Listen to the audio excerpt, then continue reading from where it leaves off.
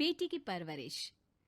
जिंदगी किसी को किस मोड़ तक ला सकती है। एक दिन कविता अपने पति से कहती है, कौन है ये बच्ची, बताते क्यों नहीं, क्यों लेकर आए हो इसे यहाँ? कविता, ये मेरी बच्ची है। माँ पापा मेरी शादी शिवानी से करने के लिए मान नहीं रहे थे, लेकिन मैं उससे बहुत प्यार करता था। अब वो इस दुनिया में नहीं है, लेकिन सन्निका की जिम्मेदारी मेरी है। इसे मैं अपने पास ही रखूंगा। कविता ये देखकर सुनकर सन्न रह जाती है। कैसी बात कर रहे हैं आप? लोग क्या कहेंगे? मैं कैसे इस बच्चे के साथ जीवन चलाऊंगी? देखिए, इसे देखकर मुझे टेंशन हो रही है। आप इसे ले जाइए यहाँ से। मेरी भी तो बेटी है, मैं उसका हक कैसे मार दूं? दिनेश कविता को किसी तरह समझा लेता है। देखो सन्निका, ये आज से तुम्हारी माँ है। इन्हें तुम्हें माँ कहना है।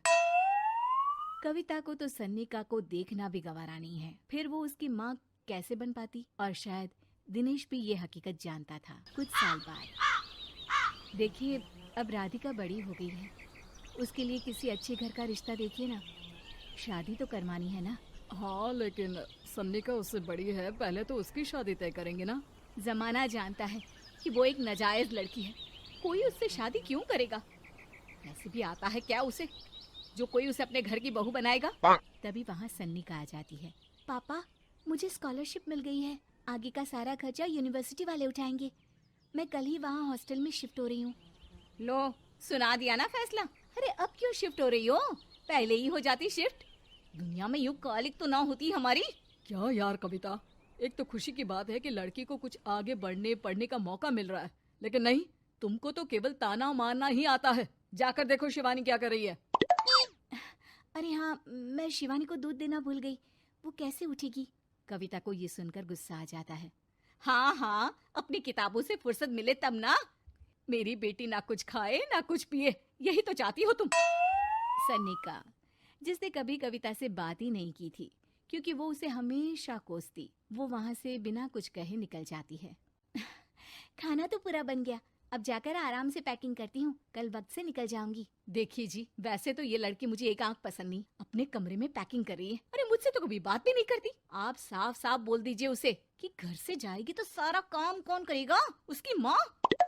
माँ का नाम सुनकर सन्निका भी वहाँ आ जाती है। नहीं, वो कैसे करेंगी, वो तो मर गई है ना। उस मनहूस औरत को मेरे घर में याद करने की कोई जरूरत नहीं है, समझी? वैसे भी ना होते हुए भी तेरी शक्ल में लगता है कि वो हमारे बीच में ही है हमेशा से। तो ठीक है ना, जब जा रही हूँ तो क्यों प्रॉब्लम हो रही है आपको? सन्निका घर से निकल रही थी। कविता ना चाहते हुए भी सन्निका को रोक लेना चाहती थी, और वजह थी सिर्फ उसकी सोशल लाइफ का डिस्टर्ब हो जाना। किटी में कविता की सहेलियाँ कहती हैं, क्या बात है, तू परेशान सी लग रही है, सब ठीक तो है ना? क्या हुआ, उस सन्निका ने फिर कोई तमाशा किया क्या? अरे नहीं नहीं, चली गई, वो तो ऑक्सफोर्ड की कोई एनजीओ है, उसकी स्कॉलरशिप मिली है। मेरा भाई बता रहा था कि उसका तो फ्यूचर ब्राइट है। अरे चल ना, तुझे क्या, तेरा तो पीछा छूटा उससे। अरे कैसे क्या नहीं, घर का सारा काम करती थी। इसकी छोटी बेटी को भी तो उसी ने संभाला था। याद है, उसकी छोटी बेटी का जो केस हुआ था, वो भी अपने सर ले लिया था। हाँ, तो बदले में सारा खर्चा भी तो हम लोग ही उठा रहे थे ना। और पता है, वो मुझसे बात भी नहीं करती, जैसे पता नहीं मैं ही उसके माँ के मरने के लिए जिम्मेदार हूँ। अरे खुद को क्यों दोष दे रही है? तूने जो किया शायद कोई नहीं करता। कविता को समझ में नहीं आ रहा था कि उसके साथ ऊपर वाले ने ऐसा क्यों किया। वो शाम को घर आती है। आज तो बहुत खुश होगी तुम, एक बला से छुटकारा मिला ना तुमको। बेचारी की जिंदगी नरक बना कर रखी थी। वो तो कहते हैं ना, ऊपर वाला सब देखता है। देखो, चुन लिया उसने अपना रास्ता। कविता का मन तो करता है कि वो पति को सब कुछ सुना दे, लेकिन सामने सास खड़ी होती है। ये तो है, बेचारे को खाना बनाने से लेकर घर के सारे काम करने पड़ते थे। बाहर का भी कोई काम होता तो वही देखती। अब देखते हैं घर का काम कैसे होता है। तभी कविता की बेटी उसके लिए चाय लेकर आ जाती है।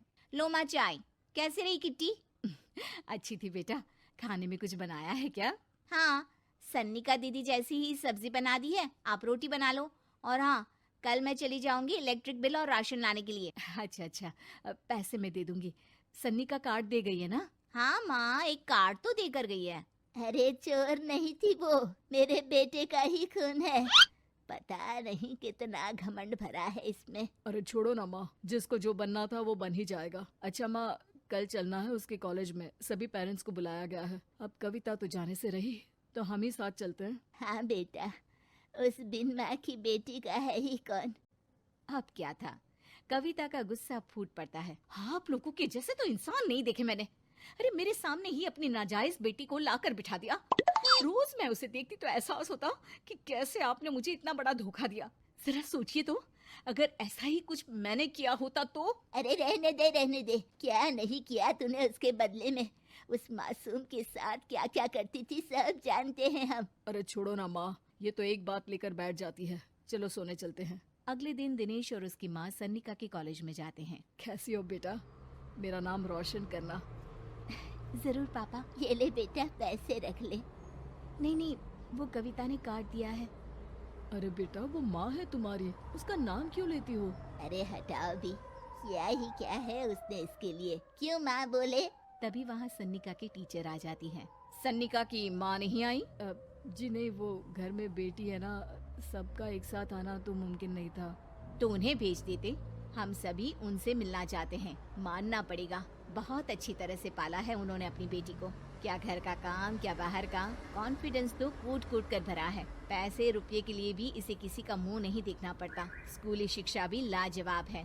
पिता और दादी को एहसास होता है कि जिस कविता के पालन पोषण पर उन्हें हमेशा से शक रहा, वो सन्निका के भविष्य के लिए किसी वरदान जैसा साबित हुआ।